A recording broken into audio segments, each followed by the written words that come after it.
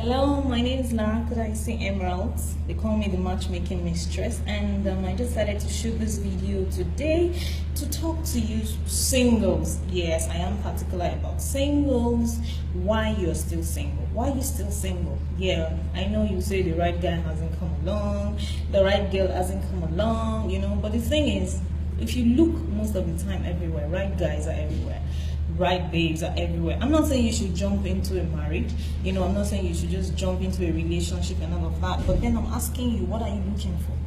Like, seriously, what are you looking for? If you know what you're looking, if you see what you're looking for, would you recognize it? Would you really recognize it? A lot of people don't know. They just sit down somewhere, have a list and say tall, dark, handsome. The guy says she has to be curvy, she has to, have this kind of shape and all of that. You really don't know what you're looking for. See, all what you want can be embedded in someone, and you will know if you really don't look closely. You will know if you're looking with the physical eyes. What exactly are you looking for? For instance, when I wanted to get married, most of you know my story. Not everybody does anyway, but let me just quickly share with you. I had a child at 19 when I was pretty much in school. I had 14 heartbreaks. Yeah, 14. You heard me right, 14 heartbreaks. And also, I had 15 abortions. So my life was just like pretty messed up. I was a pretty messed up girl, I pity most of the guys that were dating me then because I was messed up. This is one thing that also happens to, singles. When you're messed up, you mess someone else's up. That's why I always like to work on yourself. Whenever I do consultations with people, I always like for to work on you first before you enter into a relationship or before you meet someone who says, hey, let's get married, and then you hop into the train and get married. So before I wanted to get married, I realized that these things that I thought I was looking for have not really served me. I thought I was looking for love. I wanted to be in love and live happily ever after, but it didn't work for me. It didn't serve me. I was in love with a lot of people, and they kept jilting me. So what was I looking for? Until I sat down someday, and I realized, Lara, what exactly do you want? What kind of man would you want to marry? And then I profiled the guy. He has to have this, he has to have that. And then I sat down, what about me? What do I have that can attract this person? Because let me tell you, you attract who you are. Forget it. If you are attracting heartbreakers, it's because there's something in you that is calling these people. I'm telling you. So I sat down and I realized that values are the most important thing in a marriage, not even love. Let me tell you, ask the married folks. People that are in love, that pretty much in love, 3 months after, 1 year after, they're thinking of divorce, they're beating each other. So love is pretty overrated. Love is not what will make your marriage work. Values are the most important things. There's a research that says 70% divorce is caused by clash of values. So you need to sit down and really look at the value that you bring to the table. Look at your value also. Your values are the most important thing you grab. They are the most important thing, the principles, the ethics, the morals that you live your life by. I sat down, then I wrote down my top 5 values. For instance, 1 is God. Spirituality is key for me. I would never do anything outside God. Followed by family. I am a family-oriented girl. I do not joke with family. Thirdly is my purpose. Like, this is what I'm doing now. I would never marry anybody who will not allow me to do what I'm doing now. You understand?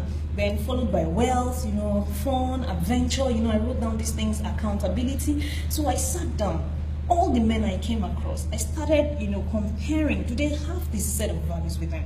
Now, don't get me wrong, I'm not even talking about interests. I'm not talking about you sharing common interests, you sharing the love for movies, it finishes my sentences, that's all crap. That's not what I'm talking about. I'm talking about, is he a spiritual man like me? For instance, I'm married to this fantastic man on the planet Earth. Yeah, even if I say so, he is. Everyone who knows me knows that he is the most fantastic man walking on this earth. He is a spiritual man. So when I can wake up in the middle of the night and feel, babe, I'm feeling one sensation somewhere, can we pray? He doesn't, grumble and tell me, yeah, no, because this is his own value. So when I talk to him about fighting, I talk to him about godly things, we don't argue, we don't fight.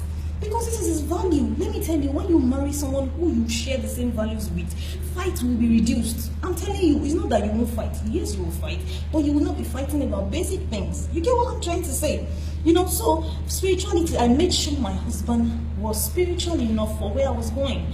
Secondly, family. I made sure the kind of person he is a family-oriented person. So many girls are married now, their husbands don't stay at home. Their husband is always traveling, can't even take care of their children. It's not his fault. It's because he never had this thing in him. He never had this value in him. You don't need to start fighting him. What you don't have, you can't give. Followed by purpose. I looked at my purpose. You understand? You see a purposeful person, will it disturb my purpose? Stuff like that. So those are the things that I had to do. I had to look at, wealth, what is, attitude to wealth, and stuff like that. And that is what has been helping my 3-year marriage live a happily ever after life. This Saturday, I want to be sharing these principles with you. You have been dating wrongly. I'm telling you. You have been dating wrongly. You have been having broken relationships because you are doing the wrong things. So come this Saturday at the Achieve Your 2016 Marriage Goal Bootcamp, happening at LCCI Building, Alausa Secretariat. You understand? It's happening by 10 a.m. And then I'll be talking to you, about what men want, what women want, how to get off the singles market, how to get your love interest to the altar, critical questions you need to ask before you say I do, and so many other, fantastic things that singles need to know. And I'm not going to be doing it alone. I'm going to be doing it with the prolific, delectable Olori Anita Ajayi. You understand? She's an image consultant, and hey, that babe ain't joking. She tells it as it is. I'm telling you, reason why bad girls get good guys. She's going to be talking to you how your image are repelling, the people you want. She's going to be talking to you about that also. So, also I'm going to be having Victor Ekbobasi, which is going to be talking about critical questions that you need to ask before you walk down the aisle. 10 a.m. on Saturday, Easter Saturday. Do not miss it. It's going to be fantastic. I'm telling you, you can still get married this year. You need to call this number to register now.